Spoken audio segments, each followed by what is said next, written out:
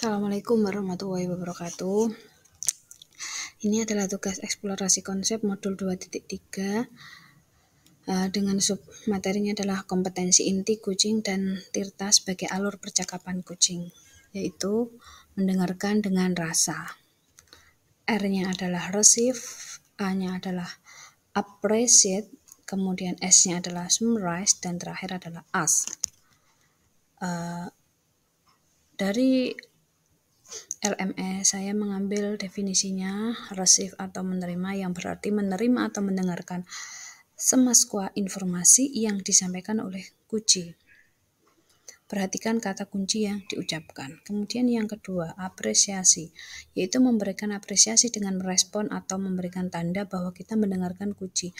Nah, respon yang diberikan bisa dengan anggukan, dengan kontak mata, atau melontarkan, oh, iya. Bentuk apresiasi akan muncul saat kita memberikan perhatian dan hadir sepenuhnya pada kuci dan tidak terganggu dengan situasi lain atau sibuk mencatat. Selanjutnya adalah summarize atau merangkum. Saat kuci selesai berbicara, rangkum untuk memastikan pemahaman kita sama. Perhatikan dan gunakan kata kunci yang diucapkan kuci. Saat merangkum, bisa gunakan potongan-potongan informasi yang telah didapatkan dari percakapan sebelumnya.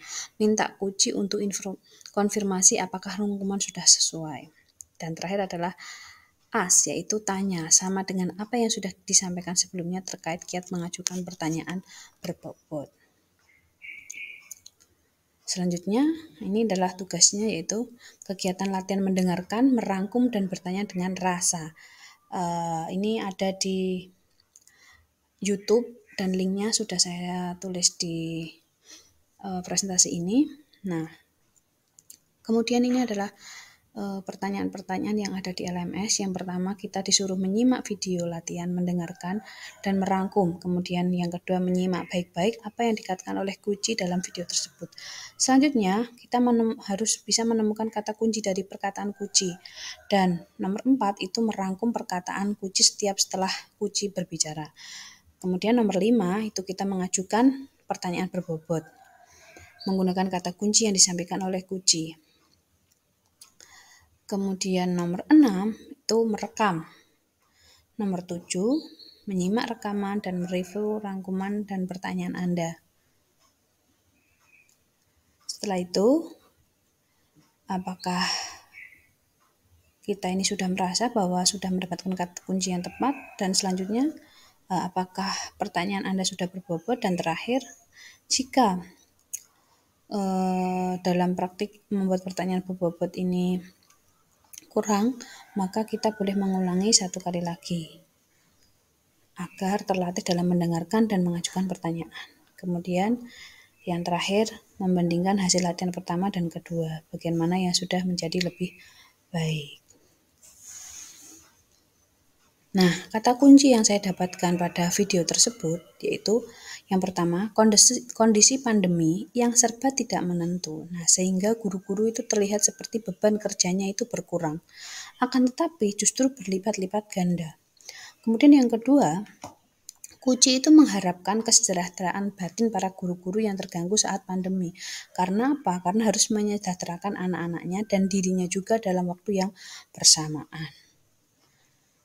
Nah, ini adalah rangkuman dari perkataan kuci setiap selesai berkata. Nah, sebenarnya kondisi sekarang sih kondisi yang semuanya jadi serba tidak menentu. Karena pandemi, guru-guru yang akhirnya beban kerjanya seperti terlihat berkurang, padahal justru berlipat-lipat ganda karena tidak ada jam kerja yang strict.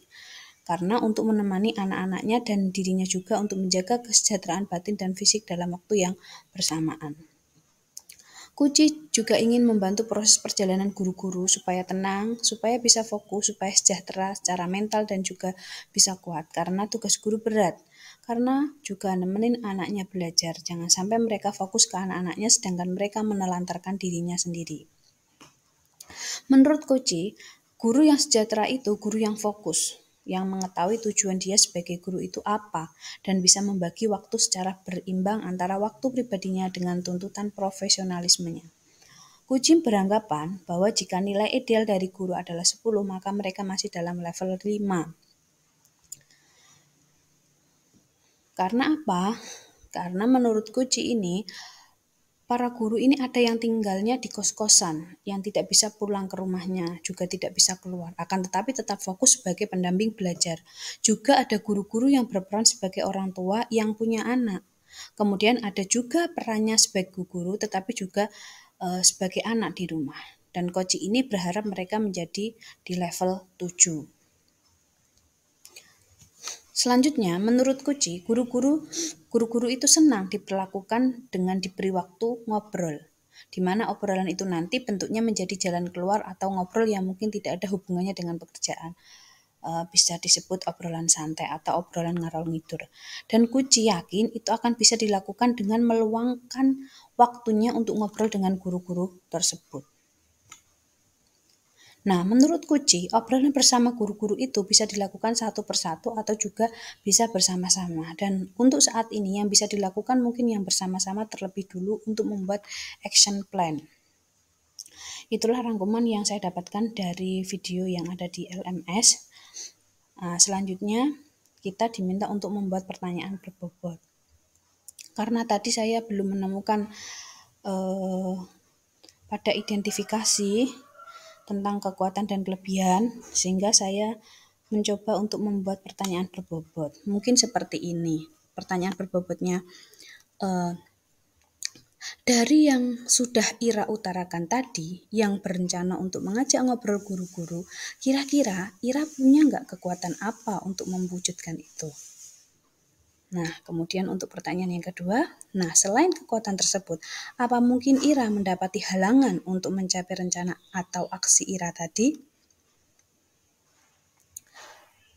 Begitu untuk pertanyaan berbobot dari saya. Mungkin ini belum ada kata kuncinya ya. Mungkin bisa diganti dengan dari yang sudah Ira utarakan tadi, yang berencana untuk mengajak ngobrol guru-guru, kira-kira Ira punya kekuatan apa untuk mewujudkan kesejahteraan fisik dan batin para guru-guru itu. Nah, selain kekuatan tersebut, apa mungkin Ira mendapati halangan untuk mencapai rencana Ira untuk menyejahterakan guru-guru lahir dan batin menjadi dari level 5 ke level 7. Mungkin seperti itu. Terima kasih. Wassalamualaikum warahmatullahi wabarakatuh.